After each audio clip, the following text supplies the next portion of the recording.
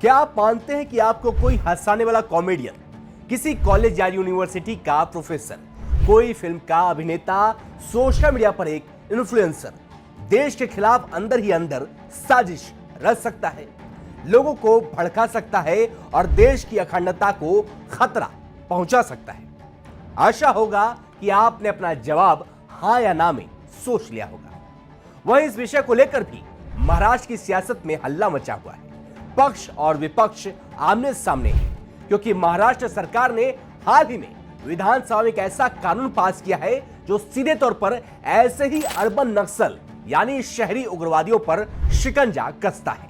ये वो लोग हैं जो बंदूकें नहीं चलाते, लेकिन एक गंदी विचारधारा के जरिए समाज को बांटने और कानून व्यवस्था को कमजोर करने की कोशिश करते हैं। आज हम बात करेंगे इसी अर्बन नक्सल विधेयक की, जानेंगे कि क्या है ये और क्यों लाया गया है और इसके पक्ष विपक्ष में क्या दलीलें दी जा रही हैं। वीडियो को अंत तक जरूर देखिएगा, क्योंकि मुद्दा सिर्फ कानून का नहीं है, देश की सुरक्षा का भी है और विचारों की आजादी का भी है।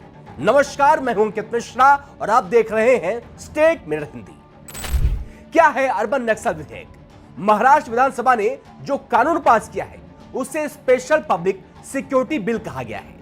इस कानून का फोकस उन व्यक्तियों, संगठनों, नेटवर्क्स पर है जो नक्सली विचारधारा को शहरी क्षेत्रों में फैलाते हैं। इस विधेयक के मुताबिक अगर कोई व्यक्ति नक्सली गतिविधियों में डायरेक्ट इन्वॉल्व नहीं है, लेकिन अपना वैचारिक समर्थन उसे दे रहा है, उग्र साहित्य का प्रचार करता है या डिजिटल माध्यम से उग्रवाद को फैला रहा है, तो उसे भी कानूनी तौर पर दोषी माना जाएगा।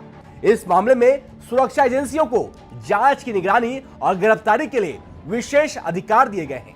साथ ही कानून के अंतर्गत वैचारिक आतंकवाद यानी आइडियोलॉजिकल टेररिज्म को भी अपराध माना गया है।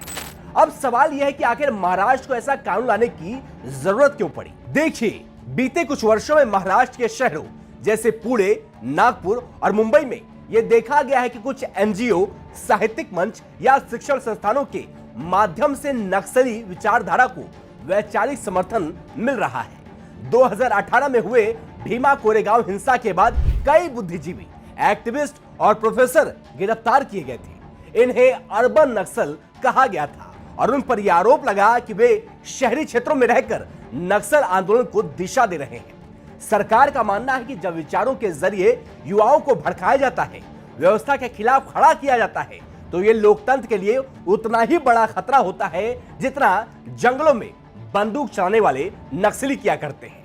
वहीं इस विधेयक में कुछ खास प्रावधान भी शामिल किए गए हैं, जैसे अगर कोई व्यक्ति हिंसा की योजना बनाने, उसका समर्थन करने या उसका प्रचार करने में शामिल पाया जाता है तो उसे गिरफ्तार किया जा सकता है। सोशल मीडिया या डिजिटल प्लेटफॉर्म पर उग्र विचारधारा फैलाना अब दंडनीय अपराध होगा। इसके लिए एक सलाहकार बोर्ड भी बनाया जाएगा, जिसकी अध्यक्षता हाई कोर्ट के रिटायर्ड या वर्तमान जज करेंगे। साथ में एक रिटायर्ड डिस्ट्रिक्ट जज और सरकारी वकील भी शामिल होंगे। विधानसभा में इस विधेयक को मुख्यमंत्री देवेंद्र फडणवीस ने पेश किया और उन्होंने भरोसा दिलाया कि इस कानून का दुरुपयोग नहीं किया जाएगा। अब बात करते हैं इस कानून को लेकर उठ रही विपक्ष की आलोचनाओं का। देखिए, मानवाधिकार संगठनों और विपक्षी दलों ने इस कानून पर सवाल उठाए हैं। उनका कहना है कि अर्बन नक्सल की परिभाषा बहुत व्यापक है और इससे उन लोगों को भी निशाना बनाया जा सकता है जो सिर्फ सरकार की नीतियों की आलोचना करते हैं। उनका कहना है कि कोई पत्रकार, लेखक या सामाजिक कार्यकर्ता द्वारा सिर्फ सरकार की नीति से असहमति जताने पर उन्हें अर्बन नक्सल कहकर अनावश्यक रूप से प्रताड़ित किया जा सकता है। विपक्ष का तर्क है कि इस कानून से अभिव्यक्ति की स्वतंत्रता पर अंकुश लग सकता है और लोकतांत्रिक संवाद खत्म हो सकता है। तो सवाल यह है कि क्या महाराष्ट्र का यह अर्बन नक्सल विधेयक जरूरी है या किसी व्यक्ति के विचारों पर हमला? देखिए, सरकार का दावा है कि यह कानून देश की सुरक्षा के लिए है और यह अन्य राज्यों के मुकाबले ज्यादा संतुलित और प्रगतिशील है। वहीं विपक्ष का कहना है कि सत्ता के नाम पर असहमति को दबाने का यह नया तरीका है। देखिए, अब बात पक्ष और विपक्ष की हो गई, अब बारी आपकी है। आपको क्या लगता है, क्या यह कानून देश की सुरक्षा के लिए जरूरी है या लोकतंत्र के लिए खतरा? अपनी राय कमेंट बॉक्स में जरूर लिखें।